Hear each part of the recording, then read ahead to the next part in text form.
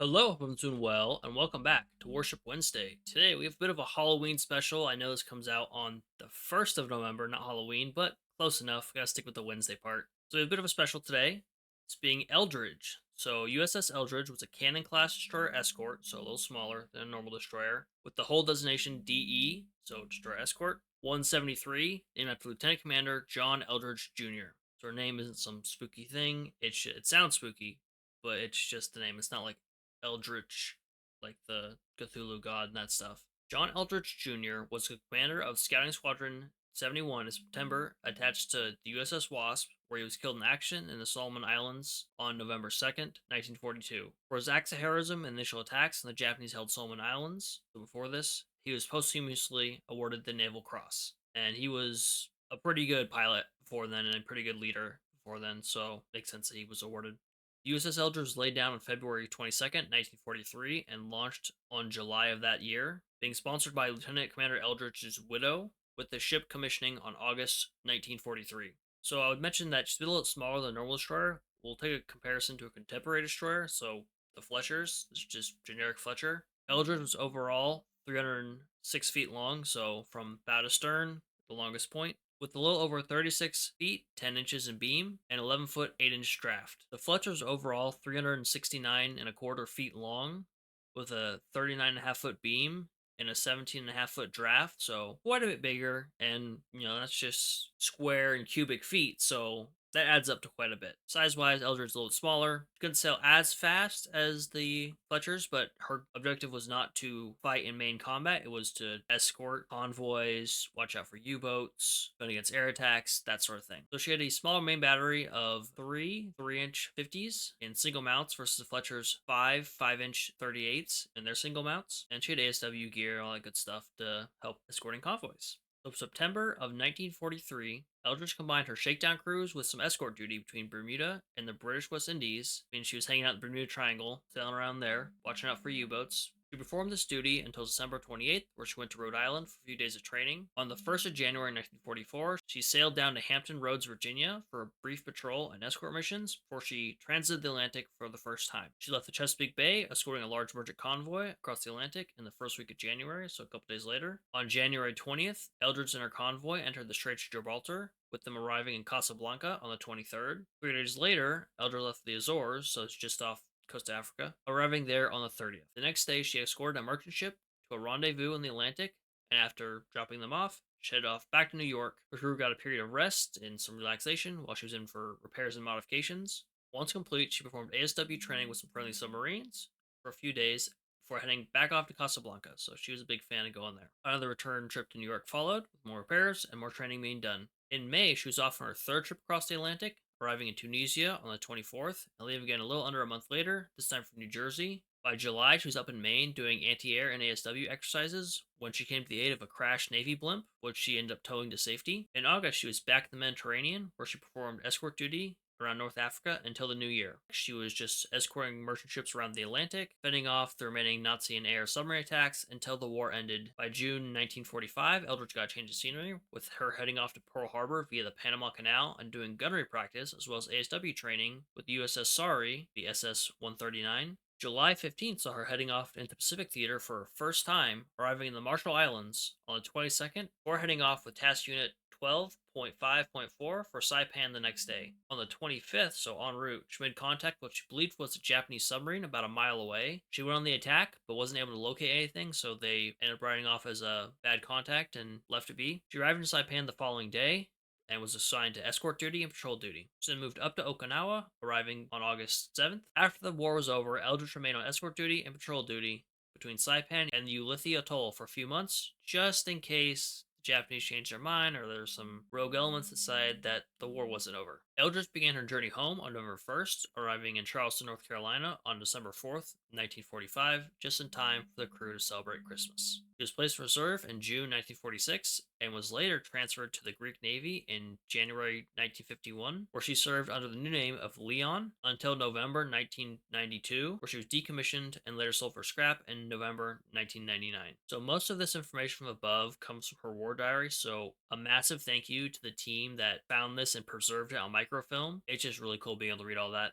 Now, for the reason why I chose Eldridge, and I think the reason why she is in the game to begin with, is that if you search up her name, you'll find everything surrounds this one mystery, this one alleged experiment, this being the Philadelphia experiment, where a member of the Merchant Marines named Carl M. Allen alleged on October 28th, 1943, USS Eldridge was made to teleport from the Philadelphia Naval Yard to the Norfolk Naval Yard, where its appearance was allegedly witnessed by the crew of the SS Andrew Forsyth, after which it teleported back to its original location in Philadelphia. Now, upon the ship's reappearance in Philly, some sailors were scattered about from their work beforehand, and some had been partially transfused into the ship, so arms, hands, legs were stuck in the ship, and the lucky ones that didn't have that happen to them just lost their minds from the experience and seeing what was going on. This was the main experiment that was claimed to have happened, but allegedly there was some before and after. One prior saying the ship was almost invisible, but it had a green fog that appeared around it, which gave the crew severe nausea, and later saying some of the tests were done to make the ship invisible to radar. Now, the claim is that the reason why none of the surviving crew spoke out about this, and that no one really knows much about it, is that everyone was subject to brainwashing to maintain secrecy. Now, this is a very distilled version of all the claims, which all come from a single man mentioned earlier, Carl M. Allen. The claims were primarily found in a heavily annotated book, as being The Case for the UFO, Unidentified Flying Objects, by Morris K. Jessup, and later letters sent to Jessup in the mid 1950s. Now, what's interesting about this book is that it was sent to the Naval Research Institute, and how it was presented was not just one guy, it was seemed to be three people having a conversation discussing the UFO theories and various things in the book and saying that, Jessup was close to something, but each different individual was represented by a different color ink. The guys at the Naval Research Facility were like, oh, that's interesting, kind of crazy. And later they invited Jessup and showed him this version of the book. And he's like, hey, that handwriting matches exactly to these letters I received from a gentleman called Carlos Miguel Allende and another guy called Carl M. Allen. And they checked, and sure enough, it was all the same handwriting. And one of these letters Jessup received was about the Philadelphia experiment, so talking about all this above, and details changed between letters and it was contradictory stuff. So Jessup asked Allen to provide additional information on this experiment, which Allen directed him to a news article from a local Philadelphia newspaper. He said covered everything. Jessup went and looked, couldn't find the news article. So do I think the US government has been doing testing experiments that they want to keep secret? Yes. Do I think some of it's crazy and just beyond our wildest imaginations and they have stuff we cannot comprehend? Also, yes. Do I think the USS Eldridge was equipped with some kind of experimental equipment that made her invisible and could teleport? No. Physics is not my strong suit. I don't have any experience studying or training in it. My alley is electronics, mechatronics, industrial automation, that sort of stuff, with some electrical science in there. So they can discuss all these Einstein theory stuff, and that just goes over my head. And of course, all the official documents could have been faked, and newspaper article could have been destroyed to keep secrecy. But I got some issues with the idea of it. So the easiest hole I noticed was Allen claimed to be above the Firth in Norfolk when the Eldridge appeared and disappeared. Norfolk is quite a distance from Philadelphia. How did he know what was going on in Philadelphia if he was in Norfolk? He didn't say he started out in Philadelphia and transported with the ship and then back again. He said he was on the Firth. So did he sneak off his ship to go up there and find out what happened, despite the Navy allegedly brainwashing people so they didn't talk about it? Maybe. I'm gonna go with what the deck logs say, what the war diary says, which that stuff has to be accurate. People's lives are the war diary less so, but the deck logs make sure everything's accurate, make sure ships where it's supposed to be. People's lives on the line with that. There was an official letter from the captain of the Forsyth at the time saying he didn't see anything unusual. And also, yes, they could have removed it, but if Eldridge had all this crazy technology on her, why would they just give her away to the Greek Navy? Yes, they could have taken it off, but that seems like pretty extensive equipment to be mounted in the ship, probably somewhere where it wouldn't be seen, wouldn't be damaged, where it would affect the whole ship. So I have my doubts on that one. And the final nail in the coffin comes from the originator of the story himself, Carl M. Allen, where 12 years after sending letters to Jessup, he said it was all a big prank to scare the hell out of Jessup. And apparently, Carl M. Allen was known to be a bit of a drifter, a seemingly smart guy, but drifts around, couldn't really hold down a job, and a bit eccentric and liked playing pranks. And his family was interviewed, and they had a bunch of letters that and writings he did for all kinds of stuff that were in the same vein as what he sent to Jessup. So he said it wasn't real. It's the story's got issues with me. I didn't cover everything. I'm gonna go with probably did not happen. Because if it did, then even if it wasn't a complete success, the technology could be used elsewhere.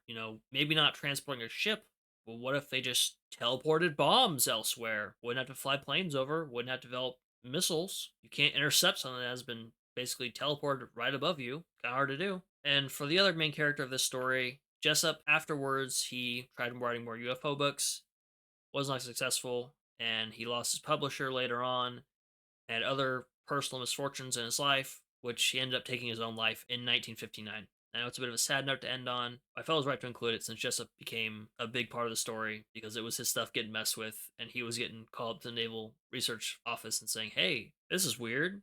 Okay, so now on to the references. So we'll be doing design this time. Usually we don't, because most of the time I don't really cover it, but there's enough with Eldridge here that we can talk about it. So Eldridge design, she has a rainbow fog emitting around here. This probably is talking about the alleged fog that happened during her tests, and it's likely rainbow due to another name of the Philadelphia experiment being Operation Rainbow, which you'll see later is one of her skills. She's also seen emitting sparks with coils and wires on her rigging. This is a reference to a possible theory that tests for degaussing to make the ship invisible to mines by changing her hull's electromagnetic field. Was That's what was going on with the Philadelphia experiment. This was a real thing ships were equipped with, and I'm familiar with the idea, but I couldn't find anything that's saying Eldridge was equipped with these.